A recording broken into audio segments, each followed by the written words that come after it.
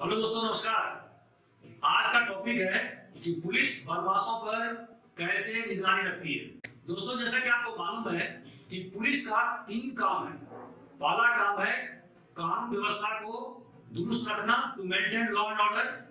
दूसरा काम है प्रिवेंशन ऑफ क्राइम और इन्वेस्टिगेशन ऑफ क्राइम, अपराधों को रोकथाम करना और अगर अपराध घटित हो जाता है तो उसका अन्वेषण करना। और तीसरा काम है VVIP, very very important person की सुरक्षा करना। ये 3 दायित्व पुलिस को सौंपा गया है। तो दोस्तों, जैसा कि आप जानते हैं कि सबसे बड़ा काम पुलिस का क्या है? अपराधों को रोकथाम करना। और इसके लिए सीआरपीसी में बहुत सारे उपबंध किए गए हैं। जैसे कि आप जानते होंगे कि पुलिस अपराध को रोकने के लिए धारा 151 सीआरपीसी के तहत में लोगों को गिरफ्तार कर लेती है। उसी तरह से बड़े शांति भंग होने की आशंका पर किसी व्यक्ति को 107(16) के तहत में इस्तिगासा पेश करती है और उस व्यक्ति पर बॉन्ड ओवर करवाती है एग्जीक्यूटिव मजिस्ट्रेट के कार्यालय में। इसी तरह से जो भी व्यक्ति अपना नाम पता बताने से इनकार करता है उसके खिलाफ में धारा 109 सीआरपीसी के तहत में कार्रवाई की जाती है। और जो व्यक्ति आतंक अपराधी होता है, अर्थात जिसने अनेक प्रकार के अपराध पूर्व में घटित किए हैं, उनके खिलाफ में पुलिस धारा 110 सीआरपीसी के तहत में कार्रवाई करती है और उसे जेल भेज देती है। खास करके वीवीआईपी के आगमन के पहले या विभिन्न त्योहारों के पूर्व, ताकि निर्विघ्न रूप से त्योहार संपन्न हो जाए और किसी प्रकार से उसमें खलल उत्पन्न नहीं हो। लेकिन इसके अलावा एक और महत्वपूर्ण काम है जो पुलिस लगातार करती रहती है, और वह है किसी भी अपराधी पर निगरानी रखना, अर्थात उस पर सर्विलांस थोपना।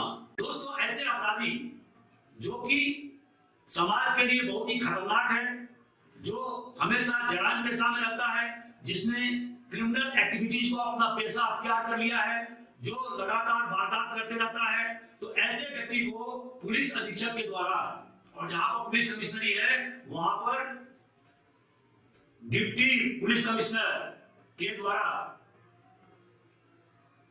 उस व्यक्ति को निगरानी में रखा जा सकता है। दोस्तों, ऐसे व्यक्ति जो संपत्ति संबंधी अपराध जैसे कि लूट, चोरी, डकैती, नकबजनी, राहगीरी, ये सब अपराध करते हो तो इसके खिलाफ में हिस्ट्री सीट खोलने का विधान है। लेकिन ऐसे अपराधी जो बॉडी ऑफेंसेस जैसे कि मारपीट, छुरेबाजी, हत्या का प्रयास, ये सारे जो अपराध करते हो या उसके अभ्यस्त हो, उसके खिलाफ पुलिस गुंडा फाइल खोलती है। और हिस्ट्री सीट और गुंडा फाइल थाना प्रभारी के रिकमेंडेशन पर, अनुशंसा पर पुलिस अधीक्षक के द्वारा खोला जाता है। हिस्ट्री सीट के 5 भाग होते हैं। पहले भाग में पूरा विवरण होता है कि अपराधी का बल्दियत क्या है, सकूनत क्या है, उसका चेहरा मोहरा क्या है, उसके नाक नक्श कैसे हैं, उसका बाल का स्टाइल कैसा है, चेहरा में कोई खास चिन्ह है या टैटू मार्क है, शिनाख्त के निशान, उसके पिता या परिवार वाले रिश्तेदारों के नाम, उसके दोस्तों के नाम, इन सब बातों का उल्लेख भाग 1 में होता है। भाग 2 में अपराधी के द्वारा जो जो अपराध अभी तक घटित किए गए हों उनका उल्लेख वर्षवार किया जाता है। भाग 3 में उन सजा का विवरण होता है जिसमें कि अपराधी को सजा मिली हो या उसे रिहाई हो गई हो, एक्विटल मिल गया हो। और भाग 4 में थाना प्रभारी के द्वारा और बीट प्रभारी के द्वारा साप्ताहिक रूप से महीनावार टीम अंकित किया जाता है, उसकी चेकिंग की जाती है और उसके गुजर बसर की जांच की जाती है। और भाग 5 में जो डीवाईएसपी या राजपत्रित अधिकारी जिसके अंदर में वो थाना होता है, उनके द्वारा समय समय पर जांच की जाती है, हिस्ट्री सीटर का चेकिंग की जा सकती है, उससे पूछताछ की जा सकती है कि वो किस तरह से अपना जीवन यापन कर रहा है, क्या उसमें सुधार परिलक्षित हुआ है या नहीं हुआ। दोस्तों, किन किन अपराधियों को सर्विलांस के अंदर रखा जाता है? पहला, धारा 432 सीआरपीसी के तहत में ऐसे अपराधी जिसे सजा मिली हो लेकिन सजा काटने से पूर्व उसका सजा माफ हो गया हो या उसकी पूरी सजा को सस्पेंड कर दिया गया हो अर्थात निलंबित कर दिया गया हो, तो ऐसे अपराधी को सर्विलांस में रखे जाने का विधान है। तो ऐसे अपराधी को रिहाई किया जाएगा तो उसे यह ताकीद की जाती है कि रिहाई के 30 दिन के अंदर में वो पुलिस अधीक्षक के समक्ष प्रस्तुत होगा और अपना सकुनत मतलब रेसिडेंस बताएगा। उस पर यह भी पाबंदी लगाई जाएगी कि वो रिहाई के दौरान किसी प्रकार के अपराध में लिप्त नहीं होगा, वह देश को नहीं छोड़ेगा और जो सकुनत अर्थात रेसिडेंस उसके लिए फिक्स किया गया है उसी लिमिट के अधीन वह गुजर बसर करेगा। वह दूसरे किसी अन्य अपराधी के साथ में साठगांठ नहीं करेगा, उनके साथ में संलिप्त नहीं रहेगा। ऐसे अपराधी जिन्हें सजा मिली है लेकिन उनकी सजा को माफ कर दिया गया है या उनके सजा को निलंबित कर दिया गया है, तो ऐसे प्रकार के अपराधियों को निगरानी में रखने का प्रावधान है। दूसरे प्रकार के अपराधी धारा 356 सीआरपीसी के मुताबिक ऐसे अपराधी जिसे 3 वर्ष या उससे ऊपर की सजा मिली हो और दोबारा अपराध घटित किए जाने के बाद में पुनः उसे 3 या 3 वर्ष से अधिक की सजा मिली हो, तो ऐसे अपराधियों को भी सर्विलांस में रखने का प्रावधान है। और कोर्ट यह निर्देशित कर सकती है कि उस व्यक्ति को जब वो जेल की सजा भुगत लेगा तो रिहाई के बाद उसे 5 वर्ष तक एक निश्चित क्षेत्र में रहना होगा और इस प्रकार की पाबंदी कोर्ट के द्वारा लगाने के बाद संबंधित थाना प्रभारी उस पर सतत निगरानी रखेगा ताकि वह पुनः अपराध में संलिप्त नहीं हो सके। तीसरे प्रकार के वो अपराधी जिसके बारे में पुलिस अधीक्षक को यह विश्वास है कि इसने जराइम पेशा अपना लिया है, यह समाज के लिए बहुत घातक है, इस पर निगरानी रखना आवश्यक है, नहीं तो समाज में विघ्न पैदा करेगा, परिशांति को भंग करेगा।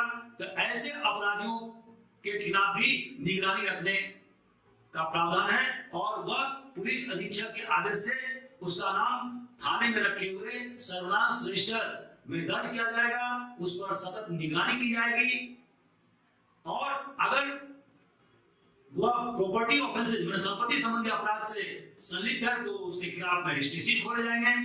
अगर वो शरीर संबंधी अपराध में ज्यादा लिप्त रहता है तो उसके खिलाफ गुंडा फाइल खोला जाएगा पुलिस अधीक्षक के आदेश से और उस पर सतत निगरानी की जाएगी। दोस्तों, बदमाशों पर निगरानी कैसे रखी जाती है, उसका मोडस ऑपरेंडाई क्या होता है, उसकी कार्यविधि क्या होता है? पहला, संबंधित थाना प्रभारी और बीट प्रभारी निगरानी शुदा बदमाश का आमद और खर्च को देखता है कि क्या वो ज्यादा पैसे खर्च तो नहीं कर रहा है, अगर खर्च कर रहा है तो उसकी आमदनी के स्रोत क्या है, उसका मूवमेंट क्या है, उसके दोस्त और रिश्तेदार कौन कौन है जहां पर कि वो अक्सर जाता रहता है, उसका अब उस मोहल्ले में क्या प्रतिष्ठा है, शोहरत क्या है, क्या वो अभी भी वारदात कर रहा है या नहीं कर रहा है। दोस्तों, जैसा कि आप जानते हैं कि बहुत सारे ऐसे अपराध होते हैं जिसमें कि अपराधी छूट जाते हैं, हालांकि पुलिस साक्ष्य जुटाती है लेकिन कोर्ट में उसको साबित नहीं कर पाती है, तो ऐसे अपराधियों को सस्पेक्ट रजिस्टर में रखा जाता है कि ऐसा अपराधी जिसके खिलाफ में अपराध पंजीबद्ध तो हुआ है, चार्जशीट भी दायर किया गया है लेकिन कोर्ट के द्वारा उसे एक्विटल मिल गया है, तो ऐसे अपराधी को सस्पेक्ट रजिस्टर में रखा जाता है और उसकी भी चेकिंग की जाती है। थाना प्रभारी और बीट प्रभारी के द्वारा रेगुलर चेकिंग की जाती है ऐसे निगरानी शुदा बदमाश की, उसके घर के बाहर में पिकेटिंग की जाती है ताकि यह पुलिस वाले देख सकें कि उसका आमद रफ्त क्या है, वो घर में कब रहता है, कब नहीं रहता है। इसके अलावा पटेल, मुखिया या कोटवार के द्वारा निगरानी शुदा बदमाश के बारे में जानकारी थाना प्रभारी के द्वारा ली जाती है कि आखिर बदमाश आजकल क्या कर रहा है। दोस्तों, जब निगरानी शुदा बदमाश अपना शहर छोड़ करके किसी दूसरे जगह जाता है या दूसरे थाना क्षेत्र में जाता है, तो थाना प्रभारी दूसरे क्षेत्र के थाना प्रभारी को बैड कैरेक्टर रोल भेजता है, जिसको बीसी रोल कहते हैं।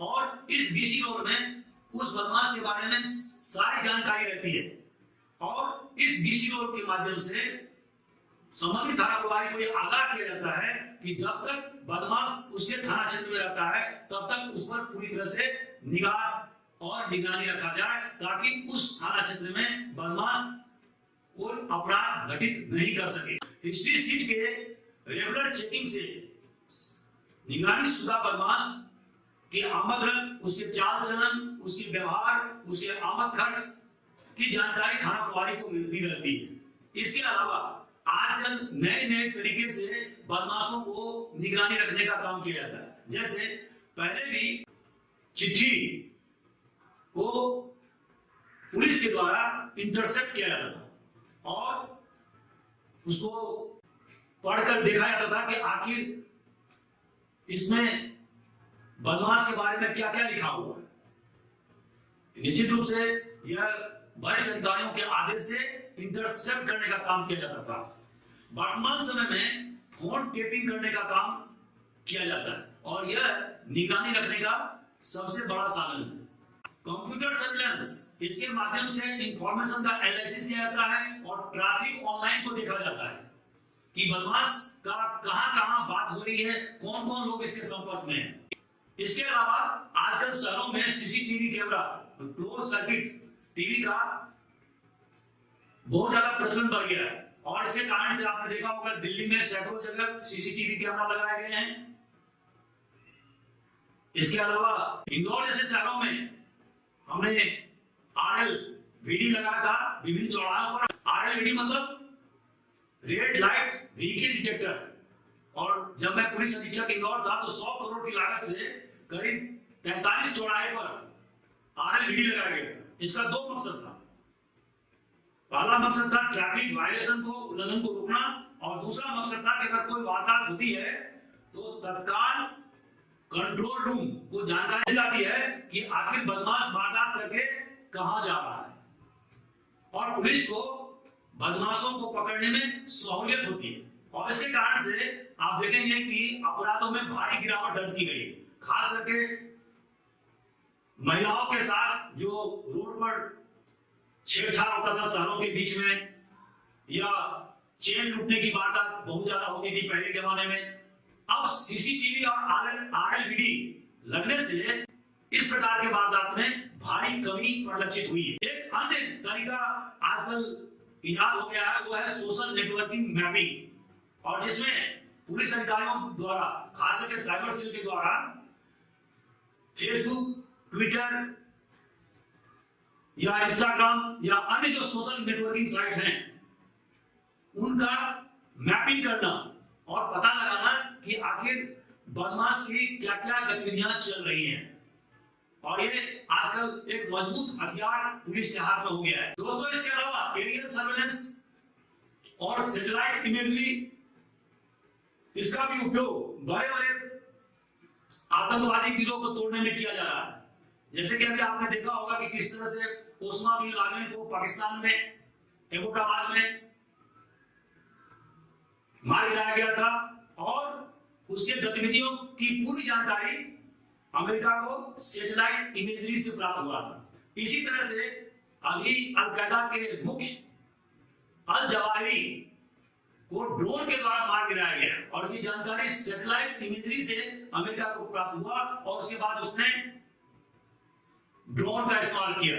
दोस्तों, आजकल पुलिस के पास में मोबाइल के द्वारा टावर लोकेशन और PSTN डाटा कलेक्ट करके किसी भी अपराधी के जियो लोकेशन, मतलब आपकी वो कहां है, उसकी जानकारी प्राप्त की जा सकती है। भले ही मोबाइल ऑपरेशनल हो या नहीं हो। इसके अलावा टावर लोकेशन ज्ञात करके बहुत सारे अपराध के बारे में पुलिस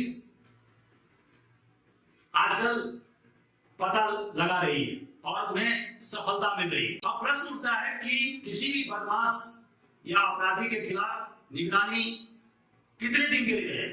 तो दोस्तों यहां मैं स्पष्ट कर देना चाहता हूं कि जब भी हम किसी बदमाश का या अपराधी का सर्विलांस करते हैं तो उसके राइट टू प्राइवेसी, जिसे धारा 21 में सुप्रीम कोर्ट के द्वारा एक पवित्र अधिकार प्रदान किया गया, उसका हम लोग उल्लंघन करते हैं।